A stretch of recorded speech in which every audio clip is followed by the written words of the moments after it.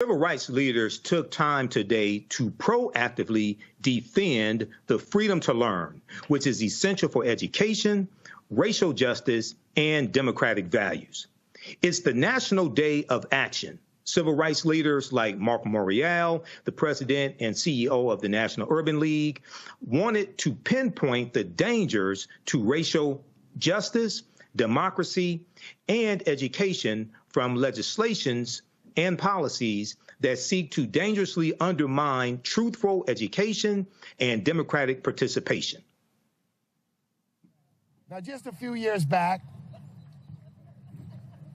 some people who traffic in the self-description of being smart intellectuals said that somehow, some way, our history had no intellectual merit or value. Yes, they did. And I said, you just got an F in American history. That part. Have you not heard of Crispus Attucks? Yes. Have you not heard of Harriet Tubman? Yes. Now, I realize you may not know Martin Delaney, Yeah. but have you not heard of them? We are standing up because for this generation, our message is not on our watch. Not on our watch. Say not on our watch. Not on our watch. Our ancestors had to deal with a sinister individual by the name of Jim Crow. Yeah.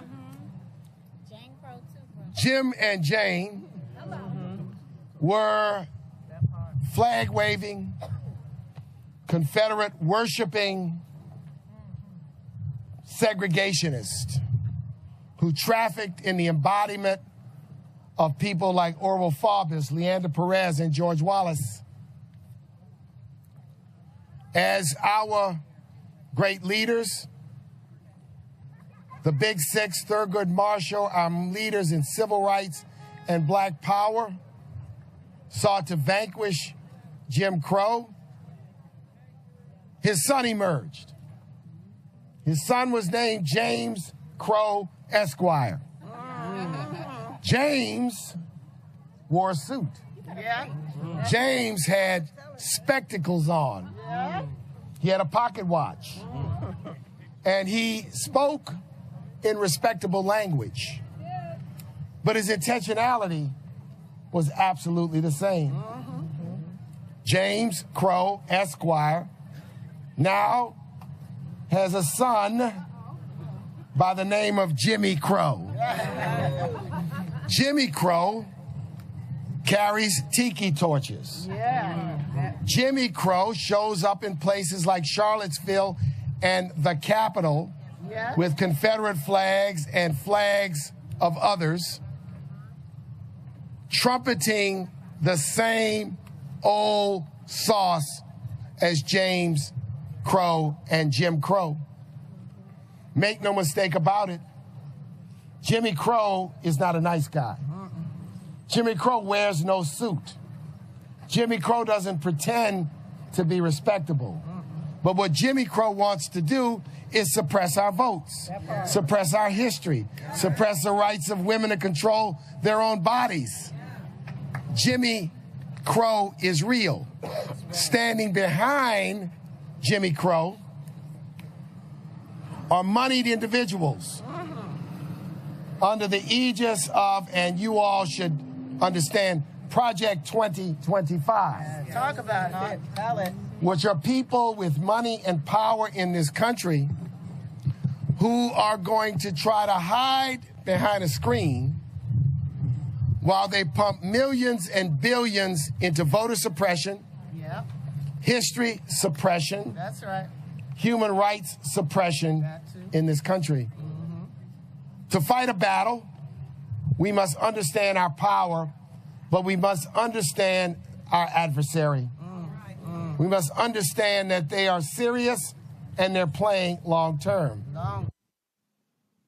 Joining me now is Dr. Karsonya Wise Whitehead, the Special Project Manager for the African American Policy Forum and the Superintendent for Critical Race Theory Summer School 2024.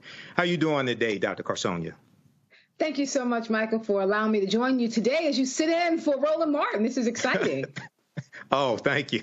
I think this is my 5th time sitting there for Roland. This is another time where Sigma comes to save an Alpha, but we're going to leave that to the end of the And then bring so, the Delta along for the ride, right? Absolutely, absolutely. Well, you know, this is something that's very important when we talk about Freedom Summer 1964. You had African Americans and white people from the North going down south to help register African Americans to vote. And we know that was very dangerous work in Mississippi in 1964. So talk about the turnout today. Talk about, give us some of the reasons why this is so important in 2024 when we are dealing with voter suppression coming out of Georgia and other former Confederate states, and when we are dealing with some people who are apathetic about the 2024 election as well. Thank you so much for that question. So where we are now today at the end of our 2nd annual National Day of Action is we are building this bridge leading toward Freedom Summer 2024. We know that with Freedom Summer 1964, it was about getting people registered to vote. It was about joining together to fight against Jim and Jane Crow. It's about standing up and making your voices heard. We are now here in 2024 in the midst of book banning, in the midst of the work to suppress the histories of Black and brown people and people from the LGBTQIA communities. And we're saying we will not go back. We will not make a U-turn. We actually have to push forward. And today was our line in the sand, again, saying we are not going to stop pushing back against the work that's being done to suppress us. So this is the beginning of our long-term summer-wide effort to raise up the importance of the Freedom to Learn and the Right to Learn campaign. So on your website, you have some useful tools. One of them is the Civil Rights Majority for DEI Toolkit, the Civil Rights for Majority DEI Toolkit. Can you tell us some about this and talk about the importance of DEI, diversity, equity, and inclusion? Because if you watch Fox News, they make you think that this is the second coming of the boogeyman or the devil or something like that. This is going to be the downfall of America, DEI. Well, we start by telling people they probably should not watch Fox 45. You should not go into this system that is looking to erase you and looking to act as if you do not matter, act as if you do not have a voice, act as if your history is not a part of the American historical narrative. So you should probably stay away from things that are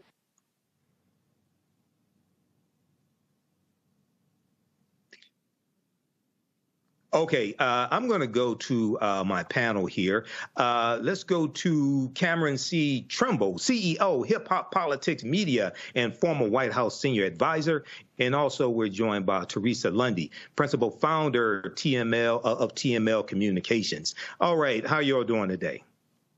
Doing well, doing well. All right. Excellent. Excellent. So I want to go to Teresa first, then I'm going to go to Cameron, and then we'll go back to Dr. Karsonya. So, Teresa, what questions do you have for Dr. Karsonya, and what take do you have on this Freedom Summer 2024 that we're dealing with? Freedom to Learn National Day of Action. This is the 2nd annual one. Yeah, well, one, I am very appreciative that we are doing it. You know, what we have seen currently happening in our public school systems is that when it comes to civics and social studies, it is not a firm foundation of us learning about our history. So it does take these moments to talk about, you know, freedom and, you know, what does that mean and what does that mean for us and the leaders that, you know, who are prominent today. So I think this is a great time to do so. And I'm looking forward to seeing, you know, what other things we can expect, because, you know, it's usually things that happen at a rally. It's not just about, speaking. It's about the relationships, and it's about networking. So very excited, to be part of that. All right. Now we have Dr. Whitehead's audio fixed. So I'm going to go back to her, and then we'll go to you, Cameron. Okay. So, Dr. Whitehead, we were talking about the Civil Rights Majority for DEI Toolkit. So go ahead and finish your thoughts on that. What is it, and why is it important? Thank you so much. So the resources that we have on our website, including the Civil Rights Majority Toolkit, is designed to help people understand what the work is around DEI, diversity, equity, inclusion, about why it is important, about why they're trying to suppress it, and about the ways they can bring it into either their own curriculum, bring it into their own household, or bring it into their own teaching and understanding. So we have laid out these resources so that people can partner with us as we march into Freedom Summer 2024, as we get ready for our Critical Race Theory Summer School, which is going to take place the last week of July. But all of this is designed to get people focused on what the bigger issue is, which is about the heart and soul of America and about this fight for democracy. Okay, now also on your website, you have an information page that talks about what DEI supporters need to know about Project 2025. And I've been talking about Project 2025 here on Roland Martin Unfiltered, as well as on my show, the African History Network show. And I've heard a number of African Americans say things like, well, we survived 4 years of Donald Trump. Could it get much worse? And I always remind them about what happened in 1980 when the Heritage Foundation released Mandate for Leadership, which was a book that contained 2,000 policies they wanted the Reagan administration to adopt. And this is a ultra-white, right-wing conservative think tank, the Heritage Foundation. And in the first term of the Reagan administration, they adopted about 60% of those policies. Yeah. Talk about Project 2025 and why this is so devastating for America, but especially African Americans. I think that what people need to do first is understand that Project 2025 is happening. It is not just an idea. When policies get discussed, when ideas get discussed, when they get put down on paper, and when they're pushed to people that are currently in office, it means it's a plan that's going forward. Project 2025 promotes authoritarianism. It is a very dangerous, sweeping, right-wing conservative plan designed to rehaul this country and set up what they call America being great again, which is America focusing on being white again. It doesn't just deal with climate issues. It deals with the overhaul of education, the economy, politics, who's invited to be at the table, and how this country should move forward. People are not going to read the 900-plus document. I understand that. People don't have the time or the wherewithal to do that. What we've pulled out and what's on our website are the key points you need to know. You have to be able to discuss this. You have to be able to understand this, and you have to be able to make sure that the people around you who might be thinking about sitting out the next coming election because they don't really like Biden, so they'd rather not vote at all, helping them to understand this is bigger than just voting for or against Biden. It's about making a vote against this country falling under the control of an extreme authoritarianism plan and policy. And Project 2025, when you break down the particulars, you should be very concerned about what type of country you want to live in. You think it was bad under Donald Trump before. Project 2025 is Donald Trump in overload. Yeah, and one of the things that people have to really be concerned about is Donald Trump does not have to worry about running for re-election. So he was tame in the first term, okay? And also, if he's re-elected, I don't think he's ever going to leave office, okay? No, I don't think he's ever going to leave. I don't think he's ever going to leave office. Remember, he incited an insurrection to stay in office the first time, okay? Yes. So before I go to Cameron and to get a question, and I'll go to Teresa also for you as well. What on your website you list? I'm on the website right now. You list 10 actions for May 3rd. 10 actions for May 3rd. Why was May 3rd chosen for the day of action, number one? Number two, give us some of those 10 things that people should implement today. Okay, no problem. So I want to just go back 1 second just to, as we wrap up the Project 2025. And this idea that we're asking people to get very actively involved. We're saying this is not the moment that you can stand on the sideline. Project 2025, we put it there because we want to get people fired up. We are concerned that people are starting to feel that this is not an issue that concerns them. This is an election they don't have to be involved in. This is a moment that they can disengage because they're upset about bigger issues. And we're saying this is a moment when you have to engage. This is a moment when you have to get involved, because what we're talking about is the future of our nation. We understand that Donald Trump sincerely believes that he is elected again, he will never leave office. We also know one other thing is going to happen. Immediately, you're going to see 2 Supreme Court justices put in their papers so they can resign, and we can put in Clarence Thomas 2.0 to set up the Supreme Court to be ultra conservative for the next 150 years. So I want to just put that down in terms of the policies that we're looking at. When it comes to May 3rd, this is our 2nd annual National Day of Action. We started with this last year, where we had over 120 activations happening around the country. We had teachers and parents, professors, we had educators, we had pastors with civil rights organizations joining with us to say we are going to stand up and protect the freedom to learn. So we went back to May 3rd because it is the 2nd annual, and we've asked people to join with us and do things that are both kind of low-hanging fruit and something that's a little bit higher. So some of the things that we were asking people to do for May 3rd is to take a picture with the banned book and tweet that out. Go to hashtag Freedom to Learn or hashtag Freedom Summer 2024 and just show people that you read banned books. You may try to read banned books. You can't ban knowledge. You can't ban us. And then we said you can turn your environment into a freedom school, where you're actually sharing these banned books. You're dropping them off at beauty parlors and barbershops. You can take your church and turn it into a Freedom Sunday and share the information about what we're doing. We are making the argument that as we start today, every single environment, from schools to pulpits, community shops, barbershops, beauty shop parlors, corners, we need every single person to push in and help us as we are working out this idea of democracy, because that is what is at stake here. Not just about who the next president is going to be for the next 4 years, who is going to determine the direction of this country and the pathways that are being set down right now. Okay, and I'm going to camera here in just a minute, but when I talk to people about politics, I explain to them politics is the legal distribution of scarce wealth, power, and resources. And when it comes to voting, it's not about the action of voting, it's about the outcome. So you vote for whose policies are most beneficial for African Americans, whose policies will do the least amount of harm, policies that are good for us or good for America in general, who will protect gains that have already been made, who can create an environment for you to push your agenda the farthest and get the most accomplished.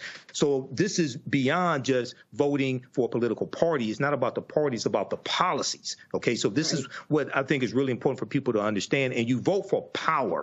You vote for policies that are beneficial to you, beneficial to your family, and beneficial for your community. When we change what the outcome of voting is, I think we'll change what the results are. If you think that you just vote because of Dr. King and Fannie Lou Hamer and Rosa Parks and John Lewis, yes, we need to understand their struggle and what got us here, but it's also important to understand why people fear our vote as well. Why voter suppression laws are put in place. They fear the collective power, political power that African Americans have. Cameron, go ahead with your questions for Dr. Karsonya Whitehead, please.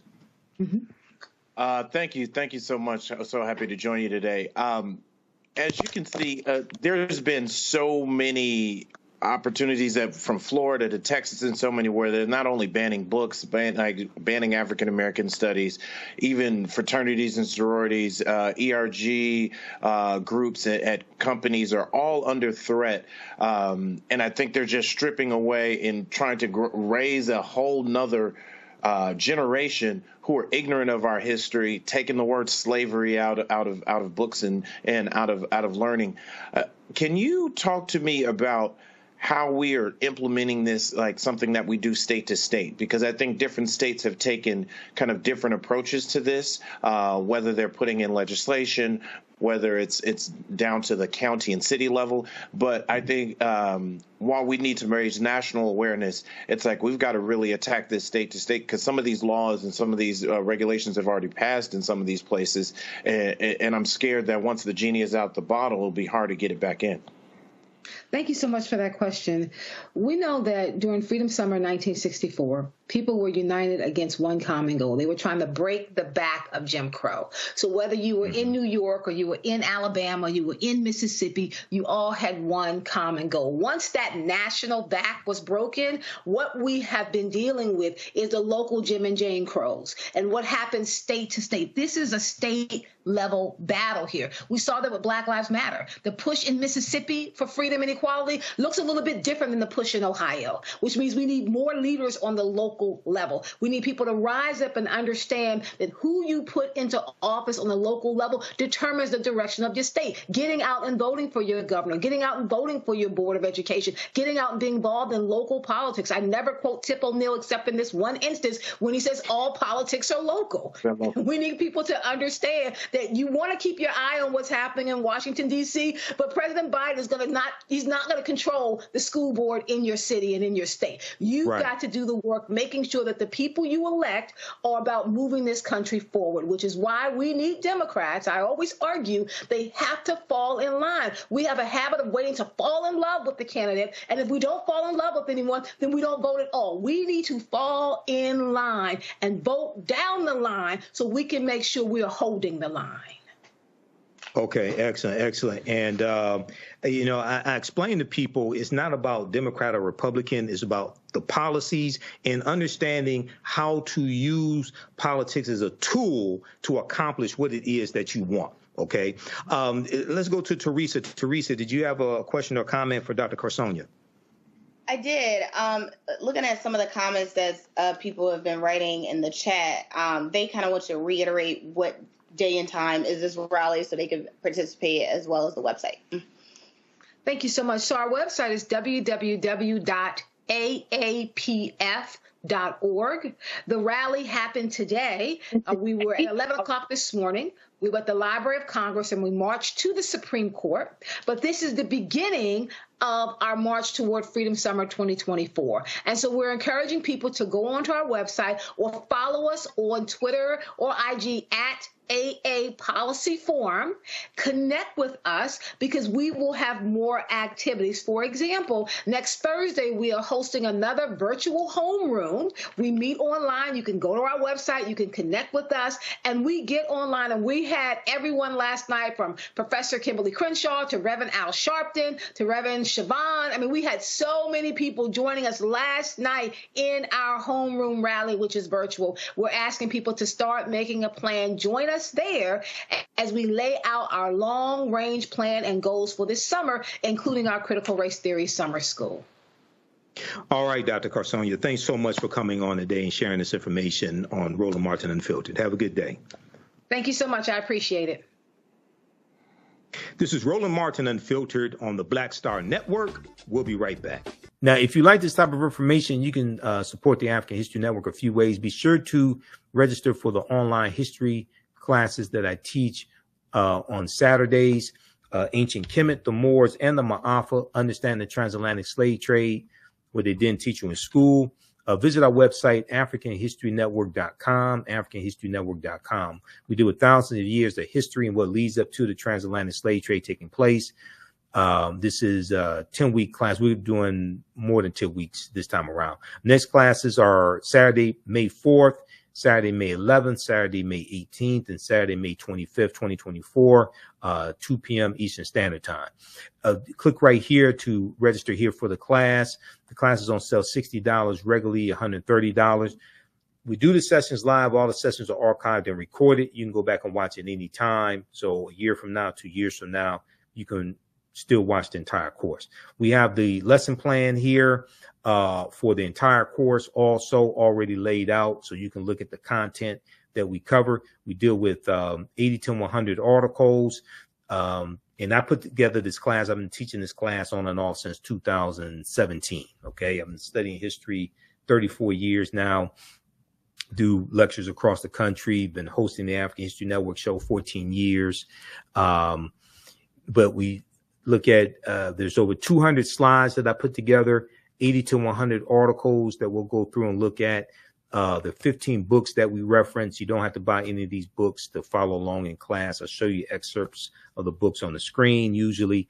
And we look at video clips of interviews I've done with historians like Professor James Small, Professor Kabahai Wapakamane, Anthony Browder, who wrote Nile Valley Contributions to Civilization, which is one of the books we use in the class, Runoko Rashidi, who wrote Black Star, The African Presence in Early Europe, which is another book that we use in the class, okay?